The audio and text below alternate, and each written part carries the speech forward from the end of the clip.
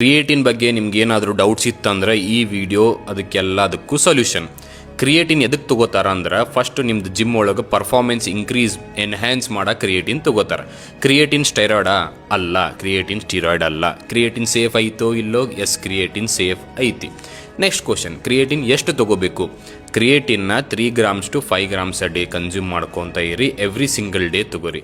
ನಿಮ್ಗೇನಾದರೂ creatine ತೊಗೊಳೋದ್ರಿಂದ kidney issues ಆಗ್ತಾವ ಏನ ಅಂತೇಳಿ ನೋಡಿರಿ. ನಿಮ್ಗೇನಾದರೂ ಮೊದಲಿಂದ ಅಂಡರ್ಲೈಯಿಂಗ್ ಇಶ್ಯೂಸ್ ಇತ್ತು ಕಿಡ್ನಿದಂದ್ರೆ ಪ್ರಾಬ್ಲಮ್ ಕೊಡ್ಬೋದು. ಬಟ್ ಯಾವ ಇಶ್ಯೂ ಇಲ್ಲ ಅಂದ್ರೆ ಕನ್ಸ್ಯೂಮ್ ಮಾಡಿರಿ. ಬಟ್ ಕನ್ಸ್ಯೂಮ್ ಮಾಡಬೇಕಾದ್ರೆ ನೀರು ಜಾಸ್ತಿ ಕುಡಿತೀರಿ. ಕ್ರಿಯೇಟಿನ್ ತೊಗೊಳೋದ್ರಿಂದ ನೀವು ಏನಾದರೂ ಬಲ್ಕಿ ಆಗ್ತೀರಾ, ಆಪರ್ ಹ್ಯೂಜ್ ಆಗ್ತೀರಾ ಅಂದ್ರೆ ಇಲ್ಲ, ಕ್ರಿಯೇಟಿನ್ ಅಂತ ಹಂಗೇನು ಆಗಂಗಿಲ್ಲ.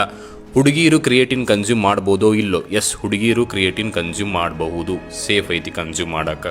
ಲೋಡಿಂಗ್ ಫೇಸ್ ಅನ್ನೋದೇನಾದರೂ ಫಾಲೋ ಮಾಡಬೇಕಾ ಏನ? ನೋಡಿರಿ, ಲೋಡಿಂಗ್ ಫೇಸ್ ಫಾಲೋ ಮಾಡಿಲ್ಲ ಅಂದ್ರೂ ನಡೀತೈತಿ.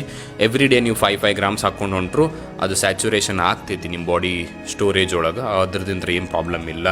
ಆಮೇಲೆ ಹೆಂಗೆ ತೊಗೋಬೇಕು ಕ್ರಿಯೇಟಿನ್? ಎದ್ರಾಗ ತೊಗೋಬೇಕಂದ್ರೆ ನೀವು ಅದನ್ನು ನೀರಿನಾಗಾರ ತೊಗೋರಿ, ಜ್ಯೂಸಸ್ನಾಗಾರ ಹಾಕ್ಕೊಂಡು ತೊಗೋರಿ, ಡಸಂಟ್ ಮ್ಯಾಟರ್, ನಡೀತೈತಿ. ಆಮೇಲೆ ಸೈಕಲ್ ಮಾಡಬೇಕೇನೋ ಕ್ರಿಯೇಟಿನ್? ಸೈಕಲ್ ಮಾಡ್ಬೇಕಂತೆಲ್ಲ ಕಂಟಿನ್ಯೂಸ್ ತೊಗೊತ ಇದ್ರೂ ನಡೀತೈತಿ.